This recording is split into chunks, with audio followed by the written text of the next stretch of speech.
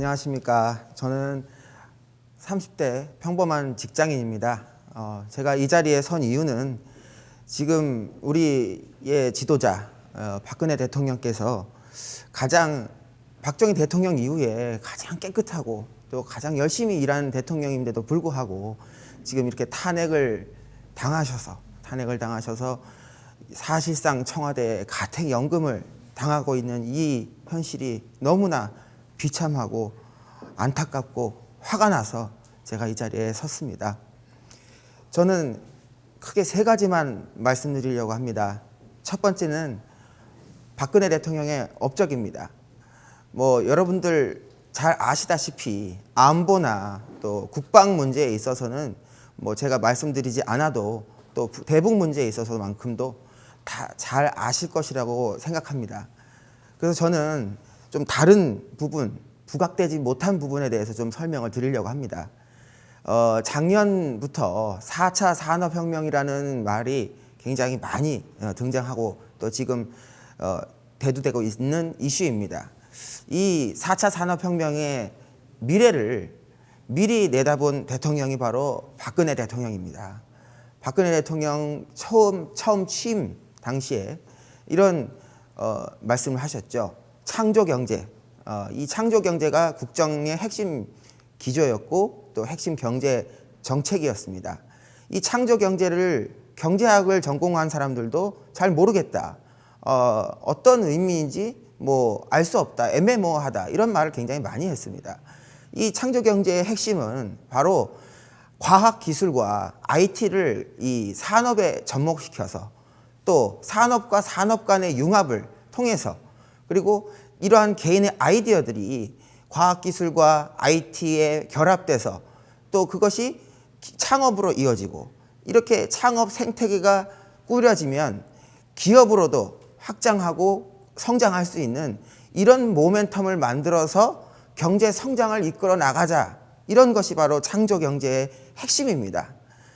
이런 4차 산업혁명 시대에 지금 그것을 미리 내다본 대통령이 없었습니다. 이 미래를 내다보고 그렇게 핵심적인 정책으로 창조경제 정책을 추진을 한 것입니다. 부처 간 칸막이 없앤다. 또 이 산업과 산업을 융합시키겠다. 이게 지금 4차 산업혁명의 가장 기본적인 핵심입니다. 사물 인터넷과 빅데이터에 기반해서 산업과 산업의 경계가 무너지고 있습니다. 이러한 그 4차 산업혁명이 바로 창조경제를 정책을 시작을 안 했다면 우리는 너무나 더디고 그 준비를 하는 기간에 있어서 굉장히 애를 많이 먹었을 것입니다. 지난 4년간의 미래창조과학부를 신설하고 또 기획재정부나 이런 다른 여러 부처들 간의 협업을 통해서 지금 우리는 4차 산업혁명에 굉장히 많은 준비를 해오고 있다고 생각합니다. 그것이 또 현실입니다. 많은 자료와 정책과 결과물들이 이미 그것을 입증해오고 있습니다. 두 번째는 이 경제 문제입니다. 업적의 두 번째 문제는 경제 문제인데요. 경제 문제에 있어서 이 경제의 가장 기본적인 것은 법안을 만들고 그것을 국회가 통과를 시켜줘야 적시에 통과를 시켜줘야만 그것이 이 활성화의 어떤 목적을 달성할 수 있는 그런 중요한 겁니다. 그런 그 시기와 타이밍이 중요한 것을 대통령과 정부가 기껏 만들어 놓으면 국회에서 발목을 잡고 안 된다. 이래서 안 된다. 저래서 안 된다. 이런 식으로 해가지고 발목을 잡아서 사실상 경제 활성화 정책을 제대로 펴볼 수가 없었습니다. 너무나 안타깝고 마치 지금 경제가 어려운 상황을 박 대통령의 책임이다. 대통령이 잘못해서 경제 정책을 잘못했다. 국회에서 통과를 시켜줬어야죠. 국회에서 통과를 안 시켜주니까 야당이 발목을 잡았으니까 그래서 안 된 겁니다. 처음 취임 당시 2013년부터 경제정책, 박근혜 정부의 경제정책 기조가 뭐였냐면 아까 말씀드린 창조경제를 핵심으로 해서 이 바로 우리가 얘기하는 내수 그리고 수출 이 두 가지 두 마리 토끼를 다 잡아야 된다라는 이런 핵심적인 정책이 또 있었습니다. 그래서 지금 내수 부진의 상황, 또 지금 보호무역의 이 장벽이 높아지는 현실에서 우리가 이 내수와 수출 이 양쪽을 같이 이끌어 나가는 전략을 피고 또 경제 활성화에 대한 어떤 정책들을 내놓으면 그거에 대해서 야당이 너무나 지나치게 방해를 했다. 그리고 일자리 창출, 고용 절벽이라고 합니다, 지금. 근데 어떻습니까? 노동개혁해서 일자리 창출하겠다는 대통령 발목을 잡은 것도 야당입니다. 정말 답답합니다.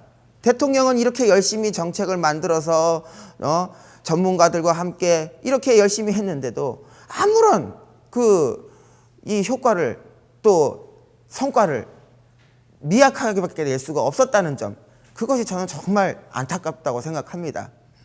그래서 이러한 경제 문제와 그 다음에 4차 산업혁명 준비에 있어서 박 대통령의 업적, 이것을 제가 강조드리고 싶었습니다. 두 번째는 지금 박근혜 대통령께서 가장 억울한 부분 중에 하나인 뇌물죄와 관련된 것입니다. 삼성에서 지금 이재용 부회장이 구속이 됐습니다. 처음에는 뇌물죄로 집어넣고 기각이 되니까 이번에는 해외에 자금을 유출했다 이런 식으로 해서 몇 가지를 덧붙여가지고 결국 또 구속이 됐습니다. 참 안타깝습니다. 삼성의 브랜드 가치가 얼마입니까? 액수로 따질 수도 없을 만큼 어마어마한 규모입니다. 그런 삼성의 이 부회장, 오너, 사실상 지금의 오너를 이렇게 구속을 시켜가지고 포승줄에 묶어서 수갑을 채우고 이런 모습을 갖다가 전 세계 외신들이 전부 다 찍었습니다, 이것을. 그래서 이 사진 몇 장 날아간 걸로 인해서 삼성의 브랜드 가치가 100조 원가량이 손실이 발생했다. 이런 견해가 있습니다. 정말 안타까운 현실입니다. 자, 뇌물, 미르재단 지원금, K스포츠재단 지원금 냈죠. 그러나 그것은 뇌물이 될 수 없습니다. 전두환 대통령의 지시로 과거에 지시로 설립됐던 일해재단 문제가 강요와 대가성이 없었다는 그런 차원에서 89년도에 무죄 판결이 났었습니다. 그리고 이런 재단 출연금의 문제는 전혀 법적인 문제가 없는 것임에도 불구하고 지금 특검이나 야당에서 주장하는 것은 뭐냐면 이러한 삼성의 재단 출연금이 최순실 일가의 사익에 부합하는 것으로서 박근혜 대통령이 사실상 최순실 일가와 경제 공동체다. 경제를 공유하는 사실상의 가족이다. 이렇게 엮어서 박 대통령이 뇌물을 수수하고 그것을 우리가 뇌물을 받은 대가성으로 인해서 바로 삼성물산의 제일모직과의 합병을 지시했다라는 이런 말도 안 되는 그래서 이 합병을 이뤄내기 위해서 국민연금을 압력을 넣어가지고 압력을 행사해서 합병에 찬성을 하게끔 만들었다. 이 말도 안 되는 얘기입니다. 국민연금이 어떤 기관입니까? 국민들이 피같이 벌어서 낸 돈을 모아서 또 투자를 해서 수익을 내고 그것을 이 국민들에게 지급해야 될 의무가 있는 기관입니다. 대통령이 이것을 지시했다고요? 절대 말도 안 되는 일입니다. 연기금은 미래를 내다보고 투자를 해야 됩니다. 수익을 지속적으로 발생을 시켜야지만 나중에 미래 세대에까지 연금 지급 이런 것들이 가능한 그런 재정 문제를 생각을 해서 투자를 해야 되는 것이거든요.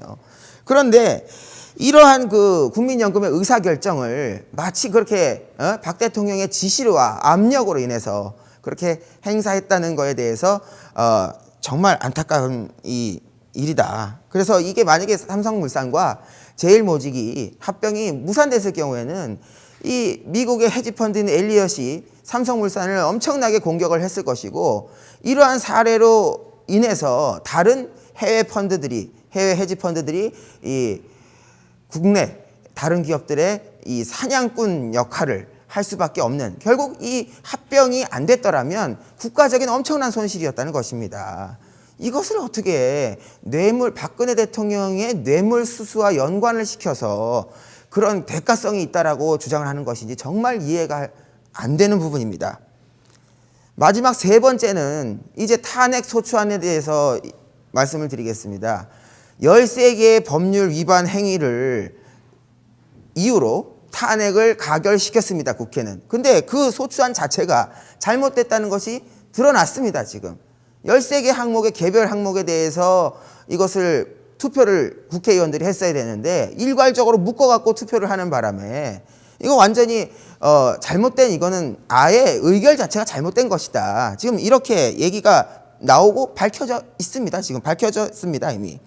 그래서 이 탄핵이 원천 무효라는 주장이 결코 잘못된 것이 아니라는 것을 입증할 수가 있게 됐습니다, 여러분.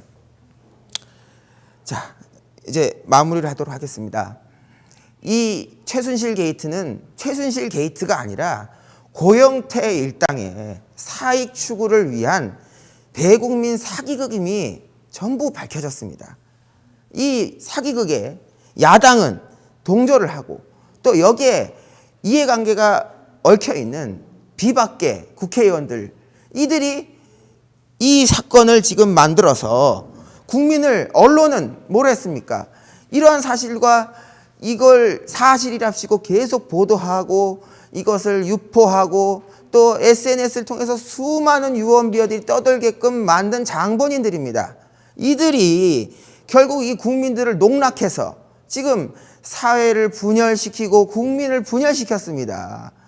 안보 위기와 지금 엄청난 경제 여건에 안 좋은 상황에서 이러한 사회적 혼란을 부추긴 이러한 세력들은 반드시 처단당해야 됩니다. 헌법재판소 재판관님들께서는 부디 이 시국을 빨리 정리할 수 있도록 탄핵을 기각 또는 각하해 주실 것을 강력하게 호소드립니다.